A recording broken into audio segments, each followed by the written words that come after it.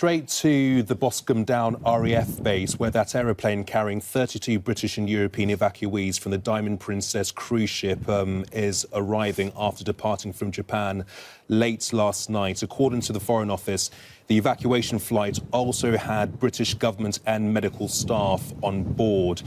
Passengers are then to be taken to Arrow Park Hospital on the Wirral for 14 days of quarantine, but it's still unclear where the small number of EU citizens will be taken once the plane arrives here in the UK. The evacuees have spent more than 2 weeks trapped on that coronavirus-stricken ship just off the coast of Japan. Let's bring in our correspondent, Dan Whitehead, who was in there for us this morning. Dan. Yeah, Gamal, you can see the plane just coming into land here at Boscombe Down in Wiltshire. That plane has come all the way, obviously, from Japan. On board 32 British nationals, along with a small number of EU nationals.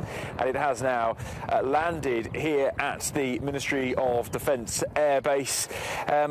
Much relief, of course, for those British nationals on board who, as you say, have already been in isolation for 17 days on board that cruise ship in Yokohama in Japan, the Diamond Princess. Very difficult conditions for them here. They've been on that plane for 12 hours or so from Japan on board. The FCO consular staff and medical staff who've been keeping a really close eye just in case anyone has fallen ill during the flight.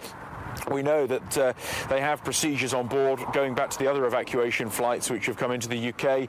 They have had procedures on board to quarantine people on different parts of the plane just in case they get ill. But that flight now has landed here back in the UK. There's 8 or so coaches lined up. They'll be getting on board those with medical staff, where they will then begin the 4 to 5 hour drive up north to the Wirral, and that is where their journey will continue, because they have to stay then in quarantine for another 14 days at the Arrow Park Hospital. That is where they have got to stay in quarantine, with medical staff keeping a keen eye on their condition to make sure that they have not contracted COVID-19.